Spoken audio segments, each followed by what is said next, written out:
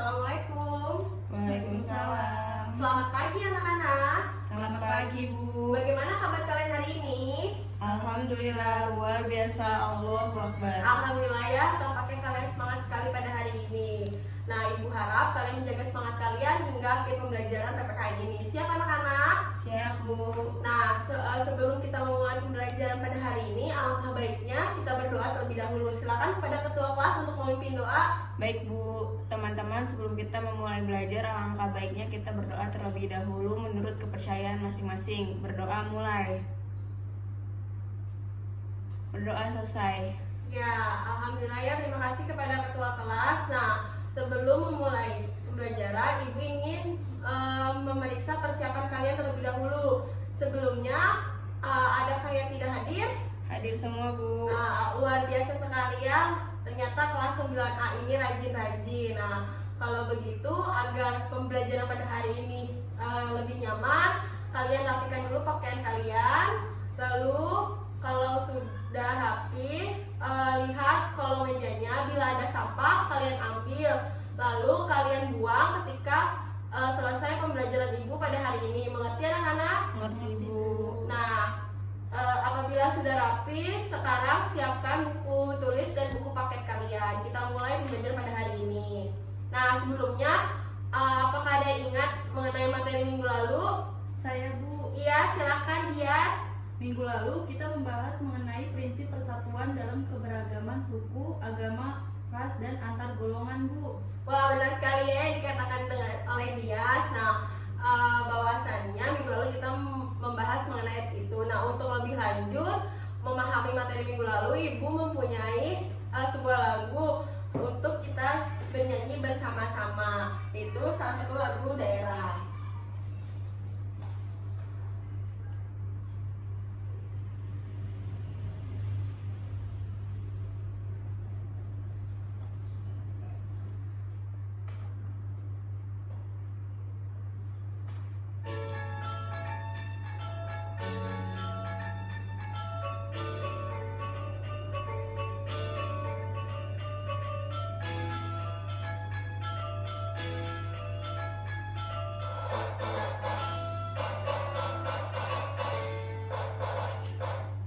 Besar ngapung luhur jauh di awan-awan, member kencang jambang bangun taya karingan, suku narang bawas berjumpa matuk nawelu, lapak neka dari hindar tarik melulu.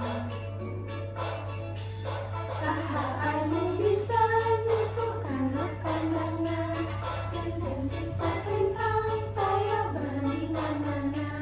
Tipika dulu, tipika serabu sesama, kayak kaliman kasihan leber wawalena. Tinggi manuk panggagahna, perlambang sakti Indonesia Jaya. Manuk dadali, pangkat koncarana, resep hiji, rukun sakabena, hirup sauyungan para pahiri-hiri, silipikannya ada indis belak bati, manuk dadali ngandung silokasi natria, kersakuna bangsa di negara Indonesia.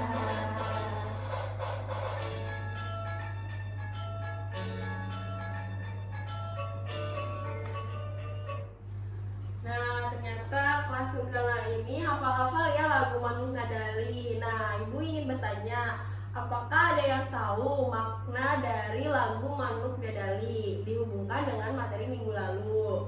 Saya, Bu. Iya, silakan Natalia.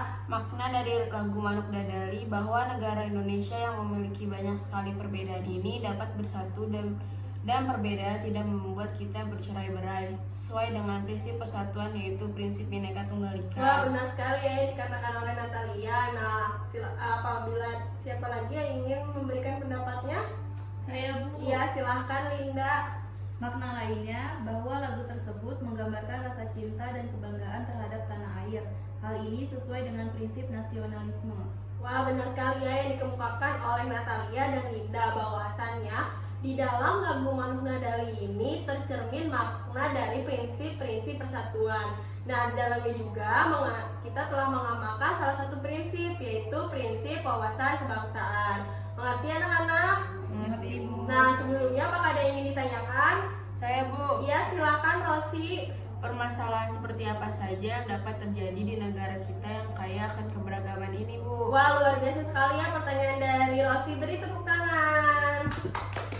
Nah, sebelum Ibu menjawab pertanyaan dari Rosi, apakah ada yang ingin menjawab? Saya, Bu. Iya, silakan Sinsin. Permasalahan yang dapat timbul dari keberagaman seperti yang sering sekali terjadi pada saat ini adalah masalah karena perbedaan agama yang disebabkan kurangnya sikap menghargai antar umat beragama, Bu. Wah, benar sekali ya jawaban dari Sinsin. Nah, untuk menjawab pertanyaan dari Uri akan Ibu bahas pada pertemuan kali ini.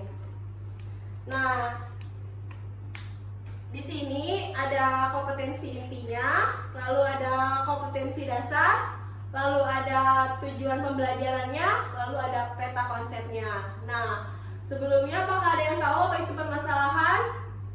Wah, tampaknya kelas 9 ini tidak tahu ya apa itu permasalahan. Nah, permasalahan atau konflik yaitu suatu pertentangan sosial individu ataupun kelompok yang berusaha mencapai tujuannya dengan menentang pihak lawan, yaitu dengan cara kekerasan. Nah, konflik ini juga dibagi menjadi dua, yaitu ada konflik berdasarkan tingkatannya, lalu ada konflik berdasarkan jenisnya.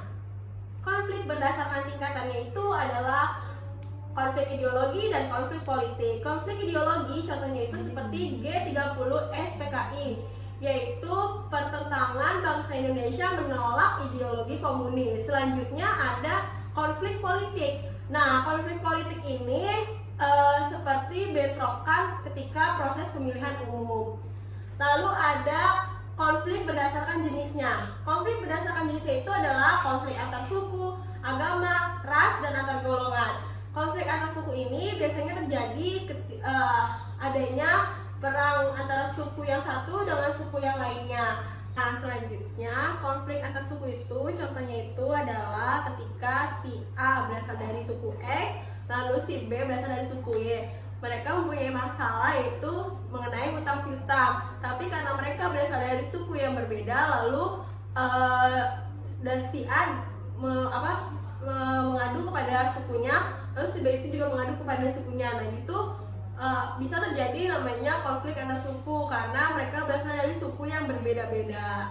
Yang tadinya masalah pribadi bisa menjadi konflik antar suku. Selanjutnya ada konflik antar agama, yaitu pertentangan antara perbedaan keyakinan antara agama yang satu dengan agama yang lainnya. Lalu ada konflik antar ras. Nah, konflik antar ras ini adalah pertentangan yang membeda-bedakan ras orang tersebut. Jadi kalian tidak boleh ya membandingkan orang itu bergantung pada rasnya.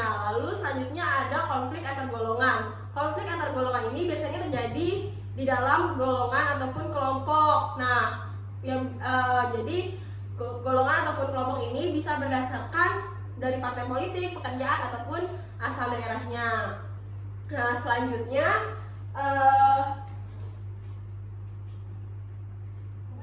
Ibu mempunyai kedua gambar. Apakah ada yang bisa membandingkan kedua gambar berikut? Saya, Bu. Ya, silakan Jihan. Gambar tersebut memiliki perbedaan yang sangat bertolak belakang. Gambar yang pertama itu mengenai sikap kerukunan antar umat beragama. Terlihat dari seorang wanita muslim yang memberikan sumbangan kepada seorang biksu. Hal ini sangat terlihat sikap menghargai antar umat beragama. Sedangkan gambar yang kedua itu menggambarkan perang antar suku yang terjadi di Papua. Ini mencerminkan sikap intoleransi antar suku, Bu. Wah, benar sekali ya yang dikemukakan oleh Jihan.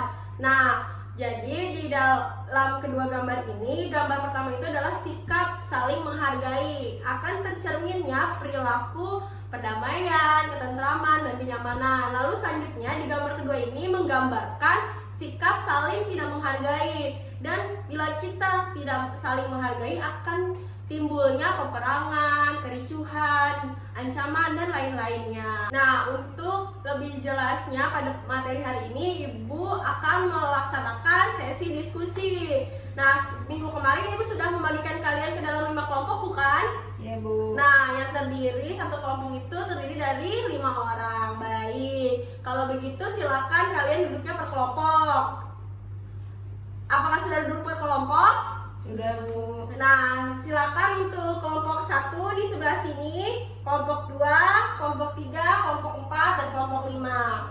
Ya, kalau sudah kalian ingat-ingat ya anak-anak, kelompok kalian ini dinamakan kelompok asal ya, kelompok asal. Jadi di kelompok 1, 2, 3, 4, dan 5 adalah kelompok asal. Nah, Ibu akan membagikan kalian sebuah kasus. Jadi satu kelompok ini dibagikan 5 kasus yang berbeda. Silakan kepada ketua kelas untuk membagikan kasusnya. Sudah dibagikan kasusnya anak-anak? Sudah, Bu. Nah, kalau sudah, silakan yang mendapatkan kasus nomor 1 pindah sebelah sini. Lalu kasus nomor 2 di sebelah sini. Kasus nomor 3 sebelah sini. Kasus nomor 4 dan kasus nomor 5. Nah, apakah sudah duduk dengan teman-teman yang mempunyai nomor dan kasus yang sama?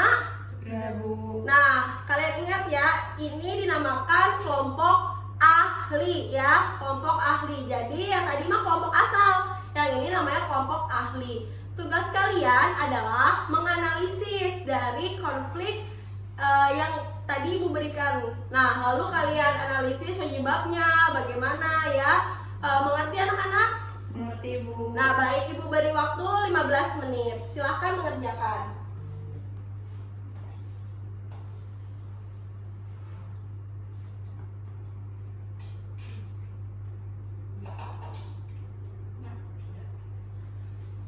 Apakah sudah selesai?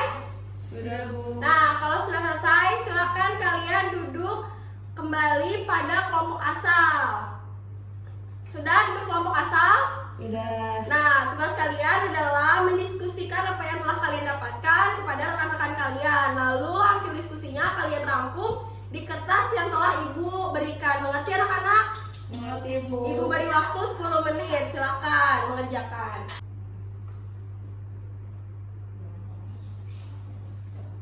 Bagaimana anak-anak? Apakah ada kesulitan? Wah, apakah ada kesulitan juga kelompok 2? Kelompok 3? Wah, tampaknya kalian sudah mengerti ya. Ya. Nah, waktunya sudah selesai. Sekarang Ibu ingin satu orang perwakilan untuk mempresentasikan dari hasil diskusinya, yaitu Ibu ingin kasus nomor 1, kasus nomor 3, dan kasus nomor 5. Siapa yang ingin mempresentasikan? Saya, Bu. Iya, silakan Linda. Jadi saya akan menjelaskan hasil diskusi dari kelompok kami mengenai kasus 1 yang terjadi di Tolikara, Papua. Kasus ini terjadi pada tanggal 17 Juli 2015. Permasalahan ini termasuk dalam permasalahan keberagaman agama di Indonesia. Permasalahan ini terjadi ketika adanya insiden pembakaran masjid Tolikara, Papua pada Hari Raya Idul Fitri yang disebabkan karena adanya bentrokan antara GIDI, Gereja Injil di Indonesia, dan masyarakat Muslim di Papua. Permasalahan ini dapat terjadi karena kurangnya sikap toleransi antar umat beragama di Tolikara yang mengakibatkan pelanggaran hak-hak asasi masyarakat Papua, yaitu hak dalam kebebasan beragama, hak untuk hidup, dan hak atas rasa aman. Saya juga akan menjelaskan hasil diskusi dari kelompok kami mengenai kasus 3 yang pernah terjadi di Indonesia, yaitu Perang Sapit. Permasalahan ini termasuk dalam permasalahan keberagaman suku yang ada di Indonesia. Terjadi pada bulan Februari 2001 dan menimbulkan banyak sekali korban jiwa.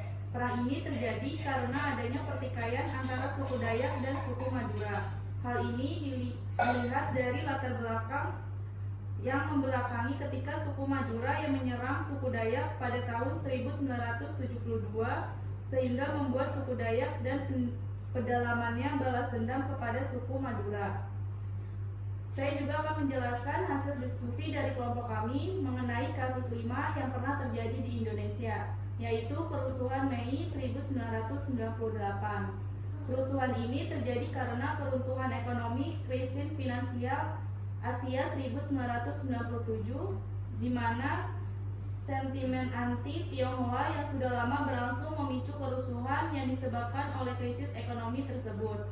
Kemudian, adanya provokasi kepada masyarakat yang mengatakan bahwa etnis Tionghoa lah penyebab dari krisis moneter ini, sehingga terjadi penindasan terhadap etnis Tionghoa. Berdasarkan kasus tersebut, dapat diketahui bahwa kasus itu termasuk dalam permasalahan keberagaman ras yang ada di Indonesia. Nah, terima kasih ya Linda atas presentasinya. Nah, baik anak-anak, jadi dari kasus tersebut ada 3, yaitu pembakaran masjid di Tolikara, ada perang Sampit, dan ada kerusuhan Mei 98. Nah, kasus ini karena kurangnya sikap saling tidak menghargai. Nah, untuk itu kita harus lebih saling menghargai ya. Bahwasannya di negara kita ini kaya akan keberagaman suku, agama, ras, dan lainnya. Jadi untuk itu tidak perlu adanya kekerasan. Nah, seharusnya kita lebih kuat untuk menjadi fondasi untuk bangsa kita agar lebih maju. Mengerti anak-anak? Mengerti, Bu. Nah, sampai sini apakah ada yang ingin ditanyakan? Saya, Bu. Ya, silakan Lisda. Bagaimana upaya dalam mengatasi permasalahan dalam keberagaman, Bu? Wah, sebelum Ibu menjawab pertanyaan dari Lisda, apakah ada yang ingin menjawab? Saya, Bu. Iya, silakan Dien. Dengan menanamkan sikap saling menghargai, menghormati antara satu dengan yang lainnya, dan sebaiknya dalam setiap permasalahan diselesaikan dengan cara yang baik, tidak dengan tindak kekerasan. Wah, benar sekali ya yang dikemukakan oleh Dien. Nah, untuk menjawab pertanyaan dari Lisda akan Ibu bahas pada pertemuan berikutnya.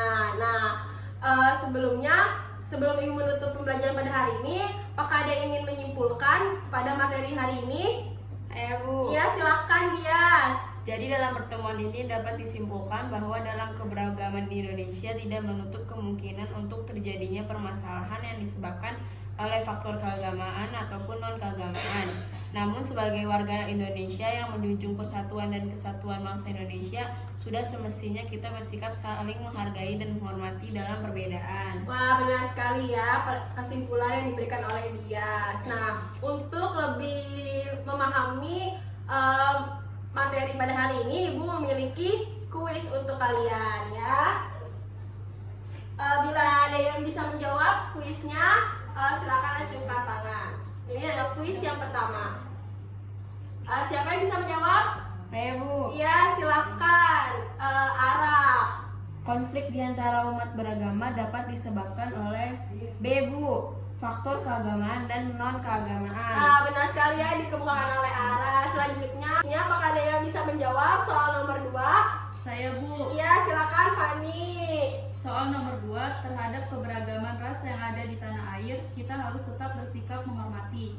Antara lain dengan cara mengembangkan sikap seperti berikut. Jadi jawabannya yang C, Bu.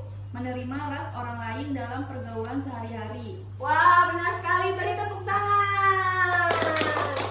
Nah, selanjutnya pertanyaan nomor 3. Siapa yang bisa menjawab? Saya, Bu. Iya, silakan Tare. Permasalahan yang termasuk dalam non-religion diantaranya jawabannya B, Bu, kesenjangan ekonomi, kepentingan politik, perbedaan nilai sosial budaya. Wah, benar sekali ya. Beri tepuk tangan untuk Tare. Wah, ternyata kelas 9A ini sudah memahami ya materi pada hari ini. Nah, untuk itu Ibu akan memberikan kalian tugas, yaitu mengerjakan buku paket halaman 107. Minggu depan kita periksa bersama-sama. Mengerti anak-anak? Mengerti, Bu. Nah, sebelum Ibu akhir pembelajaran pada hari ini, Ibu mempunyai quotes, yaitu tugas maha besar generasi kita adalah mewariskan toleransi, bukan kekerasan, menurut Ridwan Kamil. Baik, untuk itu Ibu cukupkan dengan mengucapkan hamdalah bersama-sama. Alhamdulillah. Wah, terima kasih ya anak-anak. Mohon maaf kalau ada kurangnya. Wassalamualaikum warahmatullahi wabarakatuh. Waalaikumsalam warahmatullahi wabarakatuh.